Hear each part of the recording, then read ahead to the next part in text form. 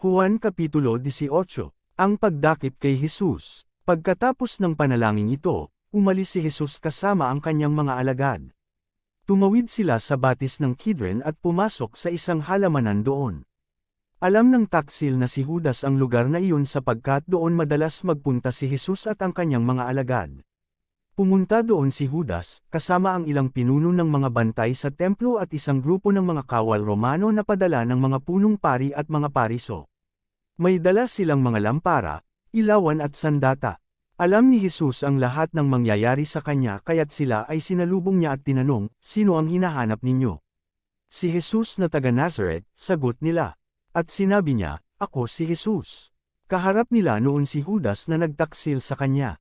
Nang sabihin niyang, "Ako si Jesus," napaurong sila at natamba. Muli siyang nagtanong, "Sino nga ba ang hinahanap ninyo?" "Si Jesus na taga Nazareth," sagot nila. Sumagot si Jesus, "Sinabi ko na sa inyong ako si Jesus. Kung ako ang hinahanap ninyo, hayaan ninyong umalis ang mga taong ito." Sa gayon, natupad ang kanyang sinabi, "Ama, walang napahamak kahit isa sa mga ibinigay mo sa akin." Binunot ni Simon Pedro ang kanyang tibak at tinaga ang kanang tainga ni Malco na isa sa mga alipin ng pinakapunong pari ng mga Hudyo. Sinabi ni Jesus kay Pedro, "Ibalik mo sa lalagyan ng iyong tibak. Dapat kong danasin ang paghihirap na ibinigay sa akin ng Ama." Dinakip nga si Jesus at iginapos ng mga bantay sa templo at ng mga kawal na Romano na pinamumunuan ng isang kapitan.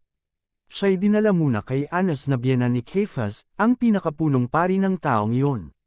Si Caiphas ang nagpayo sa mga pinuno ng mga Hudyo na mas mabuti para sa kanila na isang tao lamang ang mamatay para sa bayan.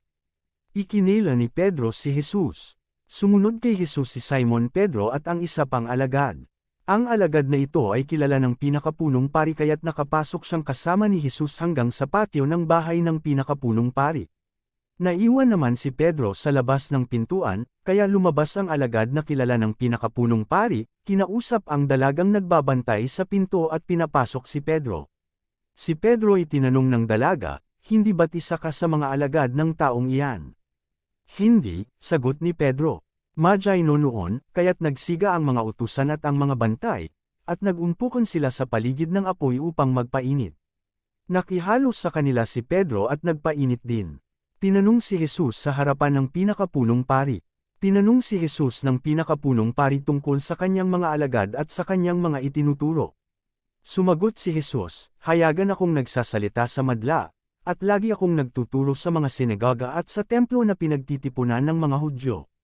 Wala akong sinabi ng palihim. Bakit ako ang tinatanong ninyo? Ang tanungin ninyo'y ang mga nakarinig sa akin, alam nila kung ano ang sinabi ko." Pagkasabi nito'y sinampal siya ng isa sa mga pinuno ng mga bantay na naruroon. "Bakit mo sinasagot ng ganyan ang pinakapunong pari?" tanong niya. Sumagot si Jesus, "Kung may nagawa akong masama, patunayan mo. Ngunit kung totoo ang sinabi ko, bakit mo ako sinampal?"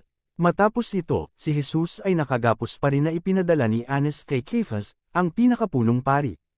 Muling ikinila ni Pedro si Jesus. Habang nagaganap ito, si Simon Pedro ay patuloy na nagpapainit sa tabi ng apoy. Siya'y tinanong ng mga naroon, "Hindi ba't alagad ka rin ng taong iyan?"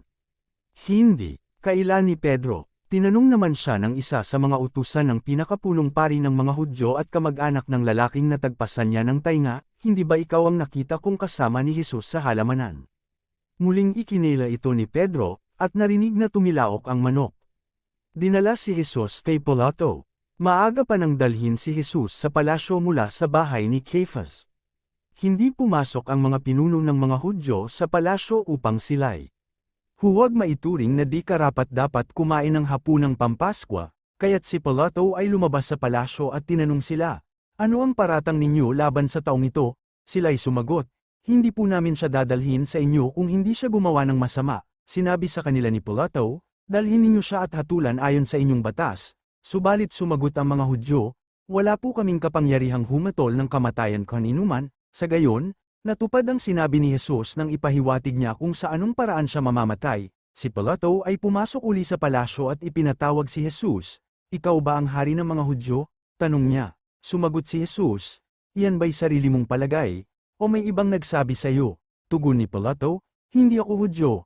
Ang mga kababayan mo at ang mga punong pari ang nagdala sa iyo rito, ano ba ang ginawa mo? Sumagot si Jesus, ang kaharian ko'y hindi sa daigdig na ito. Kung sa daigdig na ito ang aking kaharian, ipinakipaglaban sana ako ng aking mga tauhan at hindi na ipagkanulo sa mga Hudyo. Ngunit hindi sa daigdig na ito ang aking kaharian. Kung ganoon, isa kang ang hari, sabi ni Pilato. Sumagot si Jesus, ikaw na ang nagsasabing ako'y hari.